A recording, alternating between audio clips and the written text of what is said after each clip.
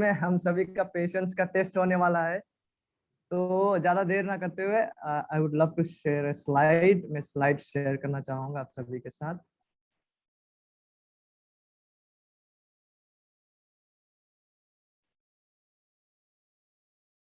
तो आइए एक छोटा सा प्रार्थना के द्वारा ये सेशन आरंभ करते हैं। प्रभु आपको धन्यवाद देते हैं इस सुंदर से समय के लिए और इस मौके के लिए। प्रभु सहायता करे कि मैं आपके अंदर हमें आपका सुसमाचार का महान को स्पष्टता के साथ समझा सकूं, और हमारे बीच में जितने प्यारे लोग हैं और जो इसे सुनने भी वाले आगे जाके प्रभु, ताकि वे सभी स्पष्टता के साथ आपका सुसमाचार को समझ पाए। धन्यवाद के साथ ये विनती यीशु मसीह के महान नाम से मांगते हैं, आमीन। जैसे कि आप सभी को ऑलरेडी बताया गया, ये जो है अमेरिकन गॉस्पेल क्राइस्ट अलोन, इसी में इस डॉक्यूमेंट्री में जितना सारा सिद्धांतों का आलोचना किया गया था, मुख्य रूप से उन्हीं सिद्धांतों का हम यहाँ पे आलोचना करेंगे। और मेनली इसी डॉक्यूमेंट्री का थीम यहाँ पे रहेगा। मैंने कुछ पदों को हमारे सामने पेश किया ताकि समझने के लिए आसानी हो। आइए शुरू करते हैं। मेनली ये तमाम विषय यहाँ पे रहेगा कि परमेश्वर यीशु कौन है, क्या है प्रभु यीशु मसीह का सुसमाचार, और यह हमारे जीवनों में लागू कैसे होते हैं। तो मैट चैंडलर नामक पासवान ऐसा कहते हैं कि वी आर अज्यूमिंग, कि हम अनुमान करते हैं कि लोग अंडरस्टैंड करते हैं, लोग जो है सुसमाचार को समझते हैं। तो मैट चैंडलर ऐसा कहते हैं कि, और मुझे लगता है कि वो विशेष करके जो कलीसिया जाने वाले लोग हैं उसको संबोधित करते हुए कह रहा है कि हम अनुमान लगाते हैं, कई बार अक्सर हम अनुमान लगाते हैं कि लोग सुसमाचार को स्पष्टता से समझते हैं। लेकिन नबील कुरैशी वैसे ही बातों को कह रहा है। वो भी कह रहा है कि हर बार जब मैं ईसाई से जुड़ता था, मतलब जब वह ईसाई नहीं बने थे, नबील कुरैशी जो है वो मुस्लिम इस्लाम बैकग्राउंड से बिलोंग करते थे, तो ये अपना अतीत का बात को बता रहे कि जब भी वो उनके साथ जुड़ते थे, मुझे एहसास होता कि वे नहीं जानते थे, मतलब वो जिस ईसाई के साथ उसका मुलाकात होता था, वे नहीं जानते थे कि वे जिसे विश्वास करते हैं, क्यों वे उसे विश्वास करते हैं। तो इस डॉक्यूमेंट्री में आगे हम देख पाते हैं कि एक युवक है जो कहता है संडे मॉर्निंग जो है ना, रविवार का सुबह को, और वेडनेसडे बुधवार का नाइट, रात को, शाम को यूथ ग्रुप में तो मैं यीशु को मतलब आई हैड माय जीसस, उसमें तो मेरा यीशु मुझे मुझे मिल जाता था। लेकिन रेस्ट ऑफ माय वीक, इस 2 दिनों को, इस 2 समय को छोड़ के हफ्ते का बाकी दिन मैं जागतिक विषयों का पीछे मैं दौड़ता था, उन जागतिक विषय जो मुझे आनंदित रखते थे। The fact that we are raised in Christian homes, जो सच्चाई है ना वो ये है कि हम भले ही ईसाई परिवार में जन्म लिए क्यों ना हो, जरूरी नहीं है कि हम ईसाई परिवार में जन्म लिए तो हम ईसाई बनकर ही जन्म लिए हैं। नहीं, ऐसा नहीं है। क्योंकि ये यूथ जो है, इनके इनके गवाही, और कहीं ना कहीं ये हम सबों का साथ भी एक ना एक, कहीं ना कहीं एक जीवन का एक समय में ये भले हम केवल संडे के दिन या जब फेलोशिप होते हैं वहां पे तो यीशु से मिलते थे, लेकिन उसके बाद जो दूसरा जो हफ्ते के दिन थे वहां पर जागतिक चीज, जागतिक अभिलाष जिससे हमें आनंद मिलता था, उन जागतिक चीजों के पीछे दौड़ते थे, उसको चेस करते थे।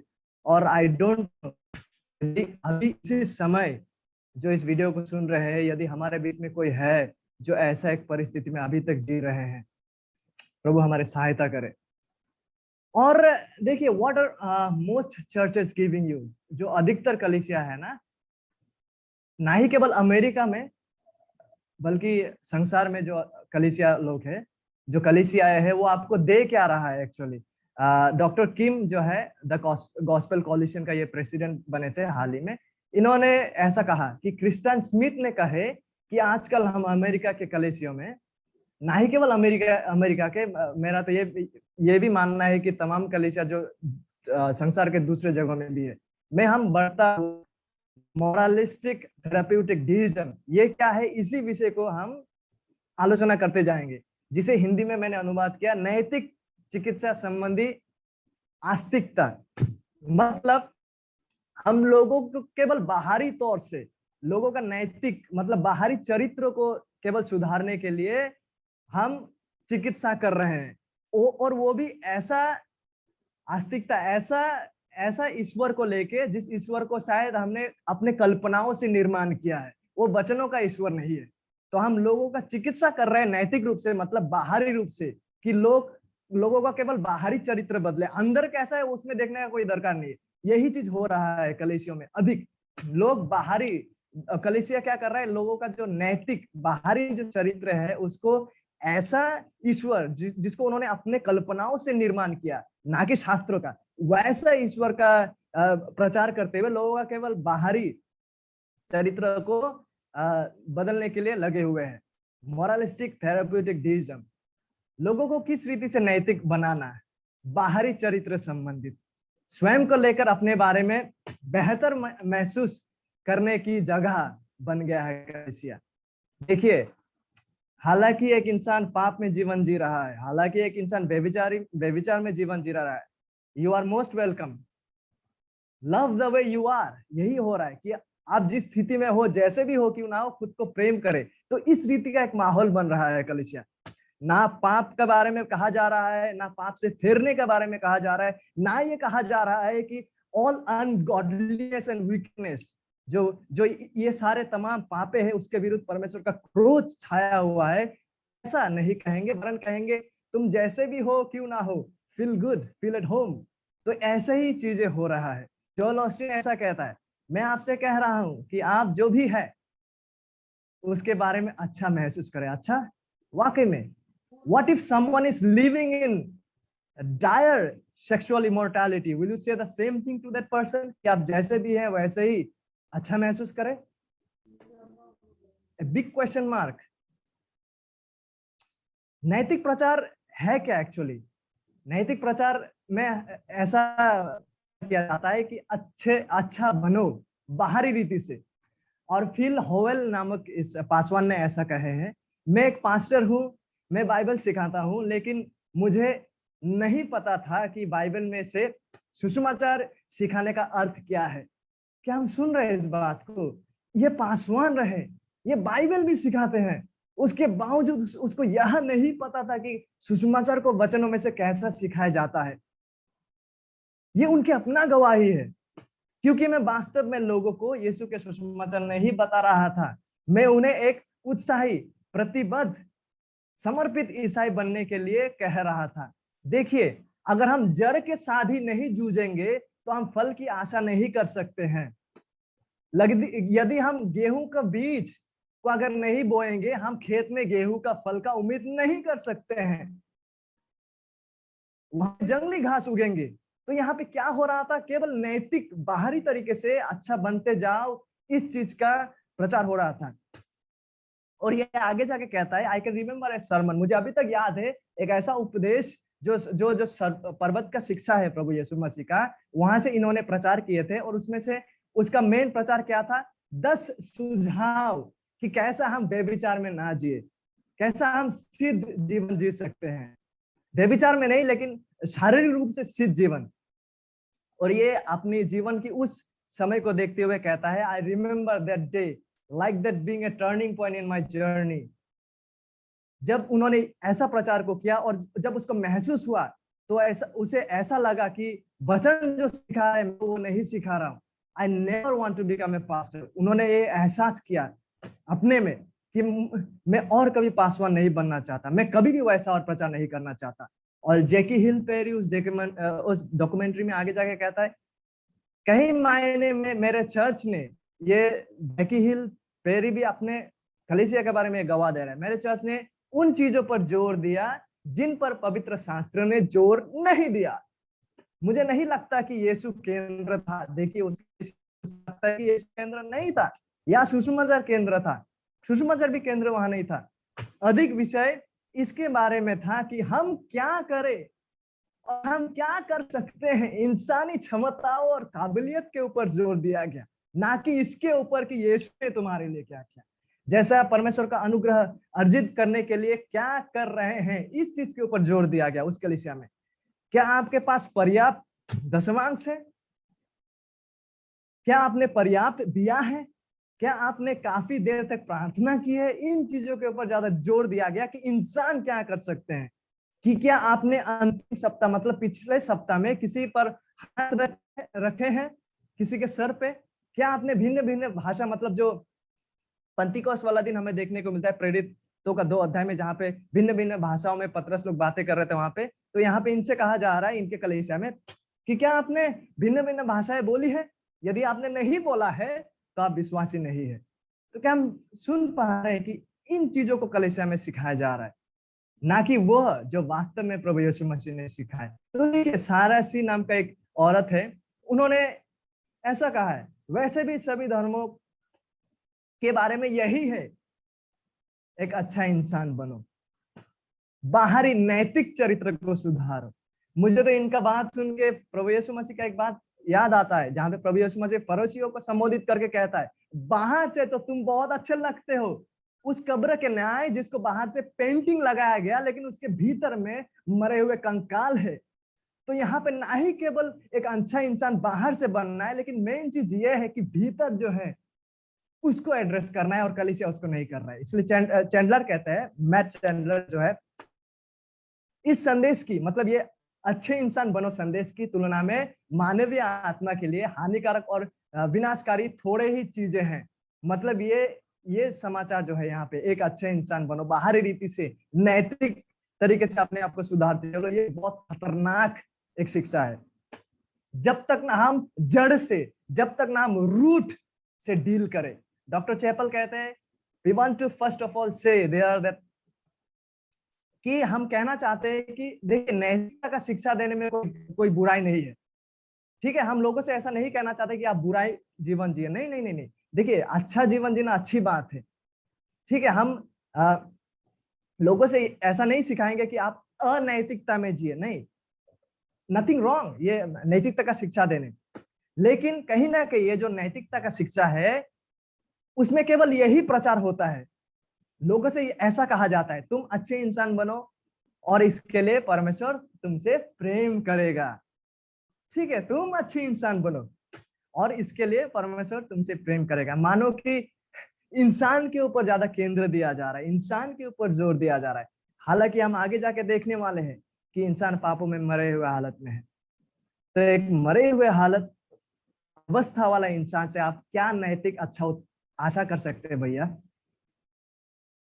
लेकिन हालांकि हमारा इरादा यह नहीं है, चैपल आगे जाके कहता है, but it's actually an anti Christian message. ये मैसेज जो है कि तू अच्छा इंसान बनो और इसके लिए परमेश्वर तुमसे प्रेम करेगा, ये कहीं ना कहीं एक ख्रिस्ट विरोधी, ईसाई विरोधी संवाद है।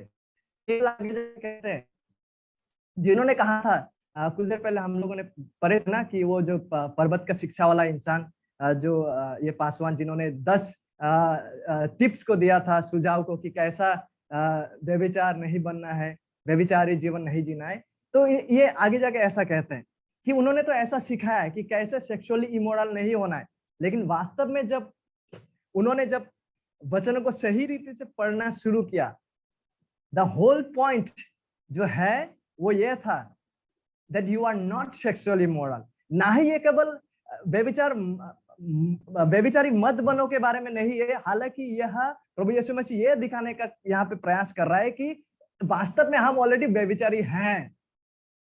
क्योंकि मत्ती 5:28 ऐसा कहता है कि यदि हम व्यभिचारी दृष्टि से एक मर्द किसी औरत को या औरत किसी मर्द को देखते हैं, ऑलरेडी हम व्यभिचार में पड़ जाते हैं। और प्रभु यीशु मसीह आगे जाके मत्ती 5:48 में कहते हैं कि सिद्ध बनो क्योंकि तुम्हारा स्वर्गीय पिता सिद्ध है। लेकिन इस रीति का प्रचार फिल जो है ना, वो नहीं कर रहे थे, वो खुद स्वीकारते हैं, वरन वो ऐसा प्रचार को दे रहे थे कि तुम कैसे व्यभिचार में जीवन नहीं जी सकते। लेकिन वास्तविक रीति से ये मत्ती 5 का यही हिस्सा हमें सिखाते हैं कि एक्चुअली हम व्यभिचार में जीवन जी रहे। जैकी हिल पेरी इस डॉक्यूमेंट्री में एक लेडी से वो आगे जाके ऐसा कहते हैं कि ऐसा सिखाने के द्वारा कि तुम अच्छे बनो, लोगों को नैतिक शिक्षा देने के द्वारा, यहाँ रहा तुम्हारा 10 सुझाव, ऐसा शिक्षा देने के द्वारा क्या हो रहा है पता है? कि आप लोगों को एक ऐसा लक्ष्य दे रहे हैं ना, जो वो कभी भी खुद से और अपने बल से पा नहीं सकते। डॉक्टर चैपल आगे कहते हैं, वह संदेश जो बस यह कहता है अच्छा बनो, लोगों को अपने देखिए दो चीज यहाँ से उत्पन्न होता है, ये अच्छे बनो मैसेज से दो चीजें यहाँ से उभर के आ रहा है। एक है कि लोगों को अपने अहंकार में, और दूसरा निराशापन में जो है ना, ये दफन कर देता है ये मैसेज।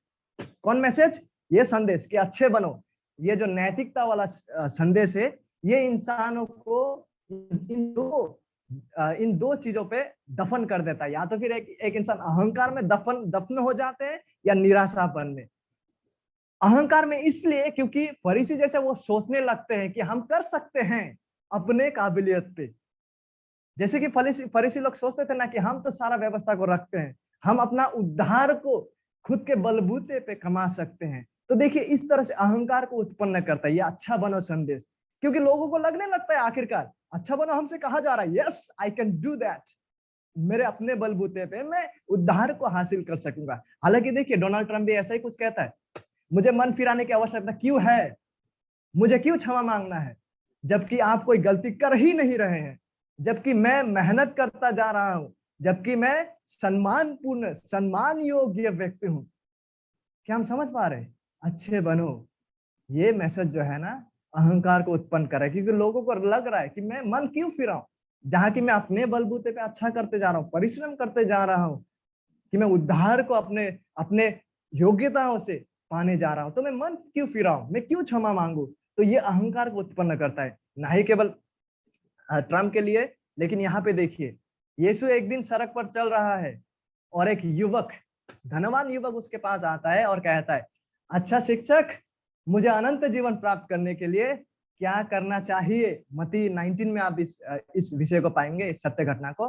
अब ये एक बहुत ही सुरक्षित प्रश्न की तरह लगता है कि नहीं, कि अनंत जीवन पाने के लिए, प्राप्त करने के लिए क्या करना चाहिए। हालांकि ये प्रश्न बहुत ही सुरक्षित प्रश्न लगता है। डॉक्टर चैपल कहता है कि यह वास्तव में एक बारूदी सुरंग के जैसा है।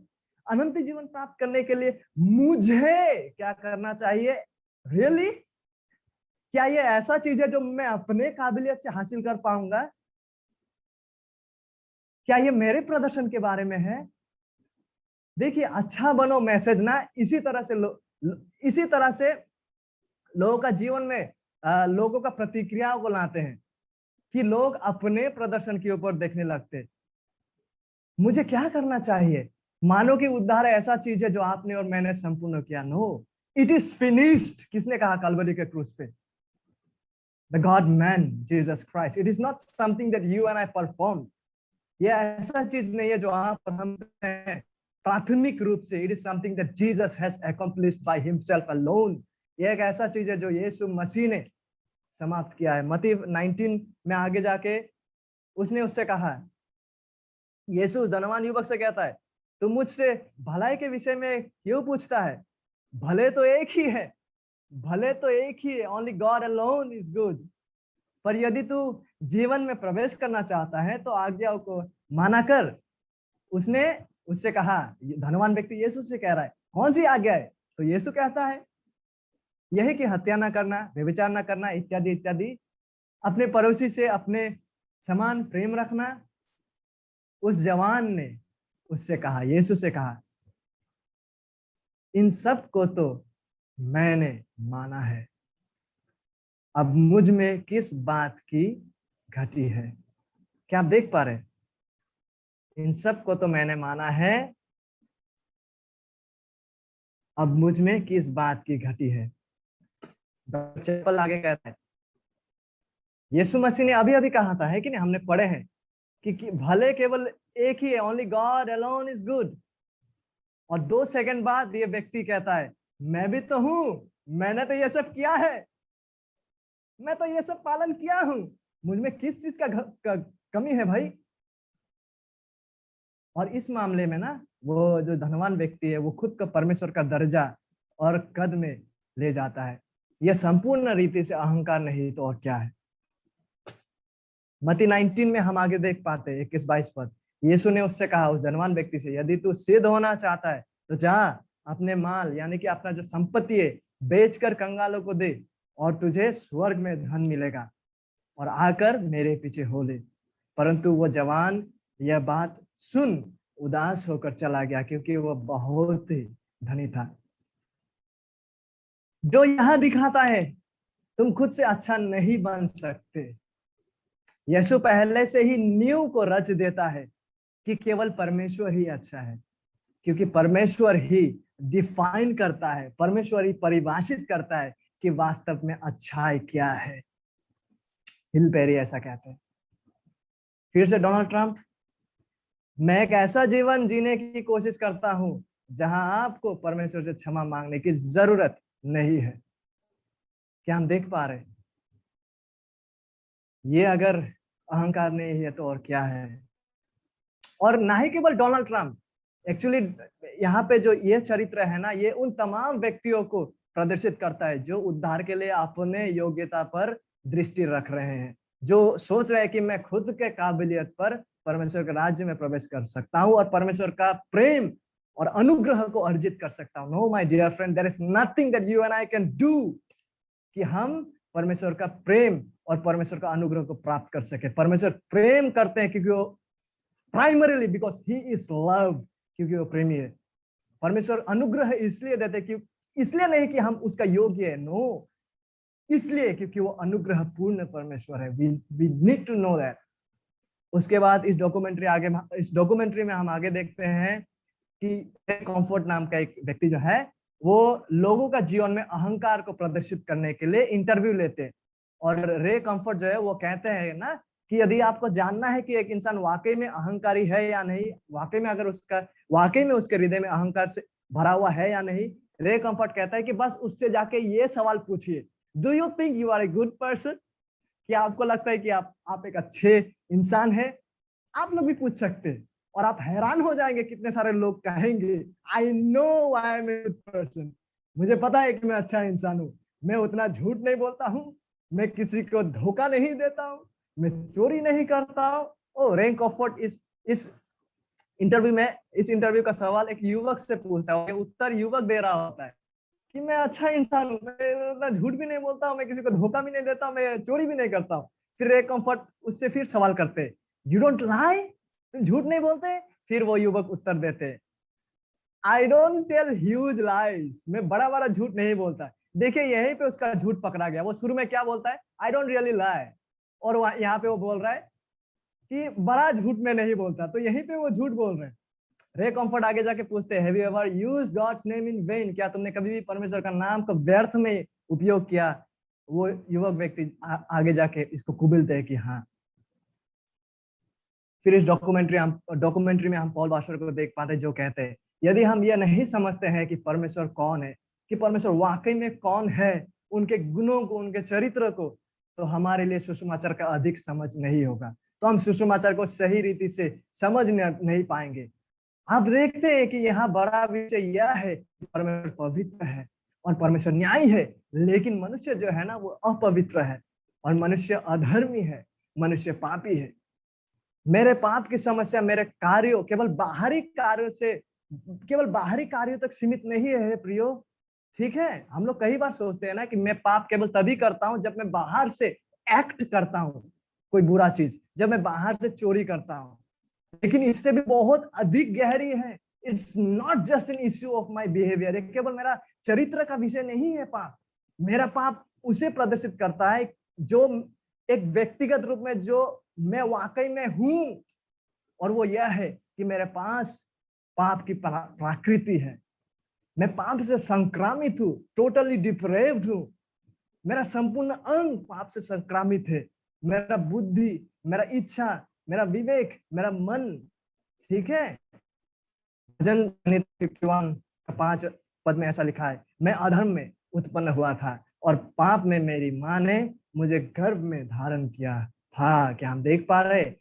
इस चीज का पुष्टि इस पद में हो रहा है।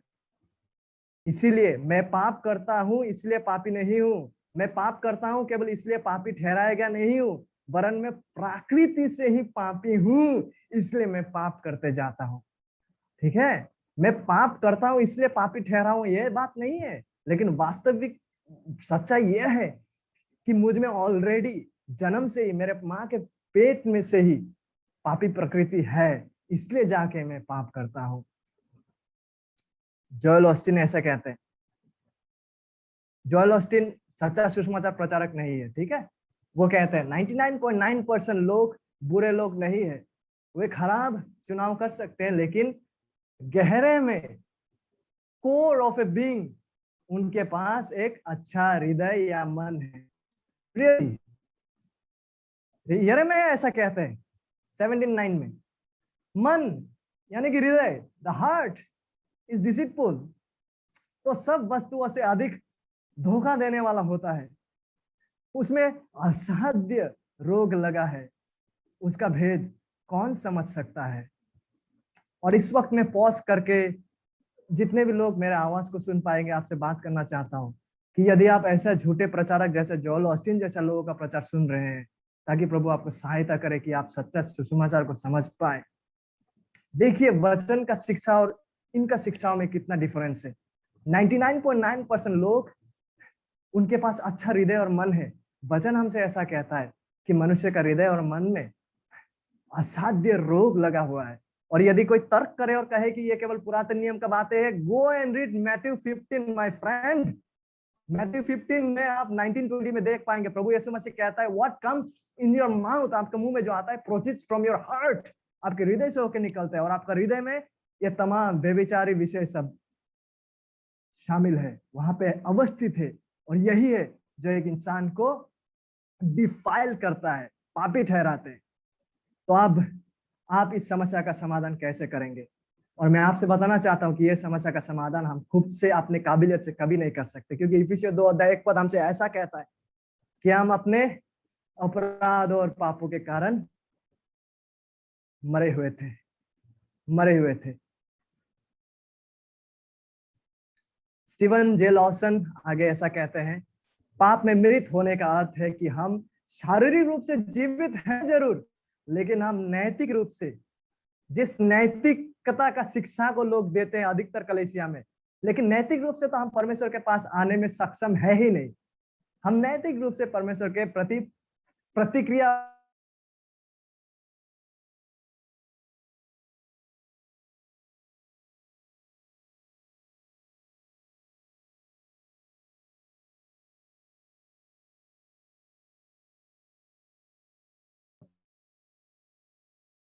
कौन कर पाएंगे?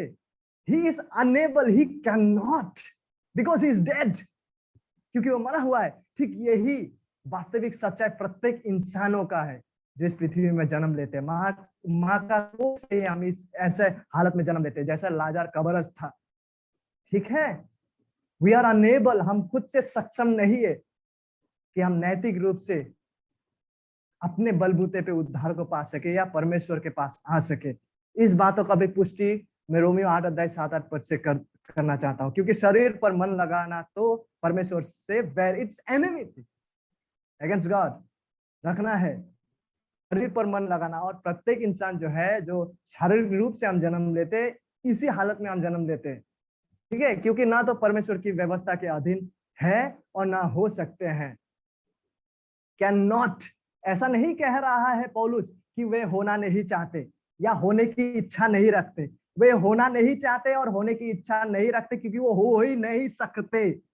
8 पद। और जो शारीरिक दशा में है, यानी कि हम सबको इस जो जन्म लेते हैं ना इस पृथ्वी में, इसी हालत में जन्म लेते हैं जब तक ना परमेश्वर हमारे जीवन में नया जन्म का पुनरुत्थान का कार्य को ना करे, ठीक है। और जो शारीरिक दशा में है वे परमेश्वर को प्रसन्न नहीं कर सकते। यू कैन नॉट, ऐसा नहीं कह रहा है कि वो करने का इच्छा नहीं रखते, करने का इच्छा नहीं रखते क्योंकि वे कर ही नहीं सकते। और अधिकतर कलीसिया आपको क्या सिखा रहे? नैतिक बनो। भैया नैतिक रीति से आप परमेश्वर को प्रसन्न कर ही नहीं सकते। The scripture tells us. इसलिए समस्या केवल हमारा बाहरी चरित्र नहीं है brothers and sisters, there is a deep deep reality within us that needs to be dealt with first and foremost. एक गहरा समस्या है, पाप में मरा हुआ हालत में हम हैं, उसके साथ पहले जूझने की आवश्यकता है।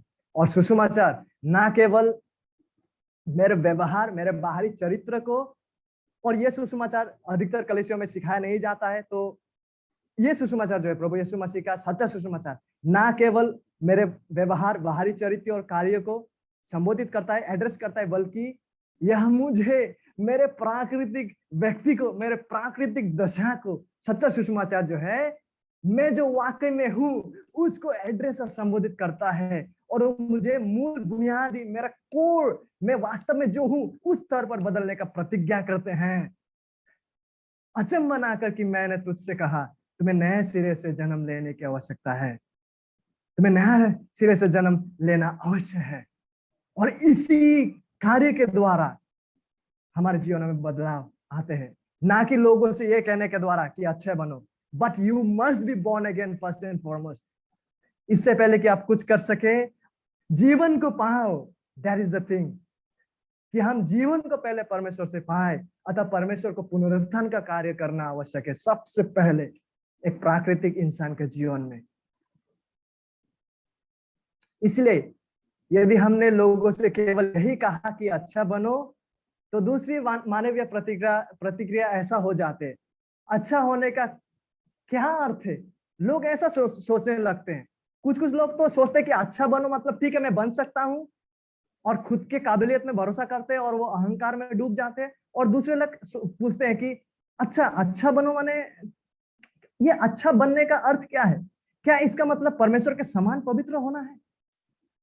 कभी झूठ ना बोलना, कभी स्वार्थी ना बनना, किसी भी तरह से ऐसा काम ना करना जिससे परमेश्वर के अनुसार जो सही नहीं है। ओह गुडनेस, मैं अब निराश हूं, क्योंकि मैं ये कर नहीं सकता खुद से, क्योंकि मैं ये कर नहीं पा रहा हूं, क्योंकि मुझे जैसा अच्छा बनने को कहा जा रहा है मैं वैसा अच्छा नहीं बन पाऊंगा, और मुझे इसी स्थिति में छोड़ दिया जा रहा है। सिर्फ अच्छा बनो कह रहा है और इसी हालत में छोड़ दिया जा रहा है, क्योंकि वहां तो सुसमाचार का प्रचार हो ही नहीं रहा है ना भैया जी। जो सुसमाचार आपको जीवन का प्रतिज्ञा करता है, जो सुसमाचार आपको अनंत जीवन का प्रतिज्ञा करता है, आत्मिक जीवन का प्रतिज्ञा करता है, उस सुसमाचार का तो प्रचार नहीं हो रहा है ना। यहाँ पे केवल कहा जा रहा है कि अच्छा बनो। तो लोग जब देखते हैं कि अच्छा बनो का मतलब परमेश्वर जैसा, वैसा मैं कैसा बन पाऊंगा, और इसी हालत में लोगों को छोड़ दिया जा रहा है। लोग फिर सोचने लगते हैं मैं किसी भी समय नरक में जा सकता हूं क्योंकि मैं पर्याप्त अच्छा नहीं कर पा रहा हूं। यही वह जगह है जहां बहुत से लोग जो चर्च में पले बड़े हुए थे, जहां सुसमाचार वास्तव में नहीं दिखाया और सिखाया गया, वे नास्तिक बन जाते। क्या हम सुन रहे? क्योंकि मैं परमेश्वर को खुश करने के लिए पर्याप्त अच्छा नहीं कर सक रहा हूं, तो उस पर भरोसा क्यों करूं? क्योंकि मैं अभी भी उसी दशा में हूं, वही व्यक्ति हूं, कमजोर हूं, पापी हूं। निराशा। डॉक्टर किम आगे जाके कहते हैं हम लोगों को उन दो संभावनाओं में दफन कर रहे हैं। ठीक है, कलीसिया है, और विशेष करके वो कलीसिया है जो मोरालिस्टिक, नैतिकता का केवल शिक्षा को देते। इन दो संभावनाओं में आप दफन कर दे रहे लोगों को। एक उनके अहंकार में, क्योंकि वो सोचते हैं कि मैं कर सकूंगा खुद के काबिलियत में, और दूसरा उनकी निराशा में, क्योंकि वो सोच रहा है कि मैं कभी भी नहीं कर सकूंगा, तो मैं उस परमेश्वर के पास जाऊं क्यों। यही कारण है कि सुसमाचार इतना महत्वपूर्ण बन जाता है, क्योंकि सुसमाचार जो है ना, ये अहंकार, ठीक है, ये नैतिक शिक्षा क्या कर रहा है, एक तरफ अहंकार को उत्पन्न दफन कर रहा है लोगों को एक तरफ, और दूसरी तरफ में निराशा में लोगों को दफन कर दे रहा है। इसलिए सुसमाचार बहुत महत्वपूर्ण है। क्यों? क्योंकि सुसमाचार दोनों के बीच में आता है। ये सुसमाचार जो है ना, ये दोनों का बीच में आता है और कहता है कि तुम सही हो, एक तरफ तुम बहुत अच्छे नहीं हो, लेकिन यीशु तुम्हारे लिए अच्छे हैं, because he is the one who has accomplished that righteousness, क्योंकि वही है वो जिन्होंने अपने जीवन के द्वारा उस धार्मिकता को, उस अच्छापन को हासिल किया है। पॉल वाशर ऐसा कहते हैं, पापी का एक न्याय और पवित्र परमेश्वर से मेल कैसा हो सकता है? परमेश्वर का न्याय मांग करता है कि पापी लोगों को दंडित किया जाए। क्या आप जानते हैं कि परमेश्वर ने दोषी पापियों के लिए क्या किया? ताकि पापियों को नरक में नहीं जाना पड़े। यही है वो सुसमाचार जो अभी आपको बताया जाएगा। और इस वीडियो के द्वारा मैं तमाम उन व्यक्तियों से आज पॉज करके कहना चाहता हूं, प्लीज इन विषयों पर ध्यान दें। यही है प्रभु यीशु मसीह का सुसमाचार। लोगों को किस तरह उन्होंने अपने पास मेल मिलाप रिकॉन्साइल किया। दिस इज द गॉस्पेल जो अभी आपको बताया जाएगा, प्रभु यीशु मसीह का सुसमाचार। प्लीज पॉज और सुने इस बात को। इसका उत्तर यीशु मसीह के व्यक्तित्व, यीशु मसीह के व्यक्ति में पाया जाता है। वो व्यक्ति जो ऐतिहासिक व्यक्ति है, परमेश्वर ने मानव इतिहास में हस्तक्षेप किया, और ये नासरत का यीशु, द गॉड मैन, वो सिद्ध जीवन जिया जिसे आप और मैं कभी भी नहीं जी सकते थे, और फिर वो एक क्रूस पर मारा जाता है हमारे पापों के कारण। हम पर परमेश्वर की ऋण था, और वो ऋण अनंत दंड को भुगतान करना था। उस ऋण को अगर हम चुकाते ना खुद से, अनंत काल विनाश होकर हम उसे चुकाते, कि हम नरक से दोबारा लौट के नहीं आ सकते थे अगर हम सोचते कि उस ऋण को मैं खुद से चुकाऊं। लेकिन क्रूस पर परमेश्वर ने स्वयं हमारे स्थान को लिया और हमारे पापों को सहन किया, और परमेश्वर के क्रोध जिसके हम हकदार थे, आप हकदार थे, यीशु ने उसको सहा। जब यीशु कहता है पिता से कि तूने मुझे त्याग क्यों किया, why have you forsaken? He was forsaken by God. उसने वहां पे पिता का क्रोध को उपलब्ध करते हुए उसने मारा गया, उसने क्रोध को सहा पिता का, उसने परमेश्वर का क्रोध को बुझाया भी और दूर किया, और तीसरे दिन वह मरे हुए में से जी उठा, स्वर्ग पर चढ़ गया, और यह यीशु परमेश्वर का पुत्र परमेश्वर दाहिने हाथ पर बैठा है आज। यह है प्रभु यीशु मसीह का सुसमाचार।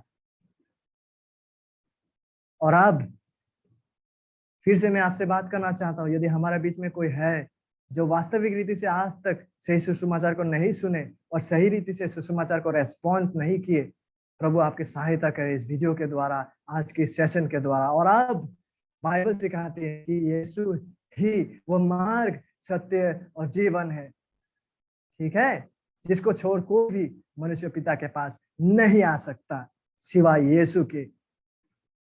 कि स्वर्ग के नीचे मनुष्य के बीच में ऐसा कोई नाम नहीं है जिस नाम से एक इंसान को उद्धार मिल सके, वरन यीशु के नाम।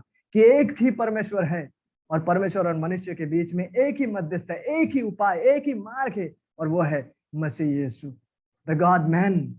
और यदि आप अपने पापों से पश्चाताप करते हुए मन फिराते हैं, यहाँ तक कि उद्धार पाने के लिए अपने योग्यता में भरोसा रखने से भी मन फिराते हैं, और उद्धारकर्ता के रूप में केवल यीशु मसीह पर विश्वास करते हैं, तो परमेश्वर आपके पापों को क्षमा कर देगा।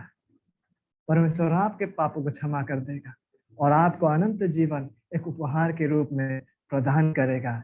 इसलिए नहीं कि आप अच्छे हैं, और इसलिए भी नहीं कि इसको आपने कमाया है, इसलिए भी नहीं कि आप प्रेममय है, बल्कि इसलिए कि वह दया में समृद्ध, दया में धनी और दया में महान है। और यदि हमारे बीच में कोई इंसान है जो आज तक इस रीति से प्रभु यीशु मसीह का पास नहीं आया है, अपने आत्मधार्मिकता में भरोसा करने से मन फिराकर अपने पापों से पश्चाताप करते हुए उद्धारकर्ता और प्रभु के रूप में अगर आज तक हमारे बीच में कोई इंसान है जिन्होंने प्रभु यीशु मसीह को इस तरह विश्वास नहीं किया, तो अभी इसी वक्त कीजिए, because today is the day of salvation. क्योंकि आज ही वो उद्धार का दिन है, आज ही वो उद्धार का दिन है, और यही वो निमंत्रण है उद्धार पाने का। दूसरा कोई निमंत्रण नहीं है। ऐसा नहीं है कि यीशु मसीह के पास आओ तो धन संपत्ति में बढ़ते जाओगे, ना ना ना। ऐसा भी नहीं कि यीशु मसीह के पास आओ तो हमेशा चंगा पाएंगे, ना। यीशु मसीह के पास आओ तो इस पृथ्वी में हमेशा दुख तकलीफ से दूर रहेंगे, ना। वरन ये कि हम यीशु मसीह के पास अपने पापों के क्षमा मांगते हुए, अपने पापों से मन फिराते हुए उसे उद्धारकर्ता और प्रभु के रूप में विश्वास और ग्रहण करें। यही है वो निमंत्रण उद्धार के लिए। यदि हम में से कोई है जिन्होंने इस रीति से अभी तक प्रभु यीशु मसीह को विश्वास नहीं किया, will you take some time today to reflect upon it and believe in him right now? अभी इसी वक्त उस पर विश्वास करें। कई मायनों में सच्ची बाइबल ईसाईयत, ट्रू बिब्लिकल क्रिश्चियनिटी का परिभाषित सिद्धांत, जो डिफाइनिंग डॉक्ट्रिन है ना, वो यह है कि हम केवल विश्वास, ओनली बाय फेथ अलोन के माध्यम से, और केवल मसीह में विश्वास के द्वारा धार्मिक ठहरते हैं। We are saved only by faith alone and by believing in Christ alone। और इसी विषय को हम आने वाले हफ्ता में चर्चा करेंगे प्रभु का इच्छा और अनुग्रह हुआ तो। इसलिए बने रहिए, परमेश्वर हम सभी को अनुग्रह और आशीषित करे। आइए प्रार्थना करें। प्रभु आपको धन्यवाद देते हैं आज के इस समय के लिए और विशेष करके आपका सुसमाचार के महानता के लिए। ओ लॉर्ड, हम ऐसा कुछ भी नहीं कर पाते थे कभी भी जिसके द्वारा हम ग्रहण योग्य ठहर सकते, लेकिन प्रभु यीशु मसीह आज हम प्रभु सर झुकाते हुए, नम्र होते हुए प्रभु आपको धन्यवाद देते हैं, क्योंकि आपने जो किया प्रभु हम कभी भी नहीं कर सकते थे। आपने जो सहा प्रभु हम कभी भी नहीं सह सकते थे कि वहां से विजय होके आ सके प्रभु। इसलिए हम आपको धन्यवाद देते हैं। और प्रभु इंसानी परिभाषा में शायद सब कम पड़ जाएंगे कि हम आपको अपना कृतज्ञता को आपके सामने लाए और शब्दों में इसका बयां करें।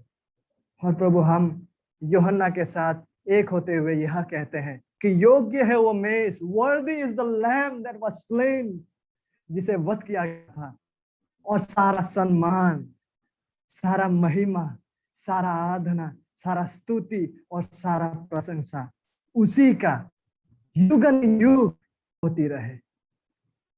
प्रभु यीशु मसीह का नाम है, आमीन।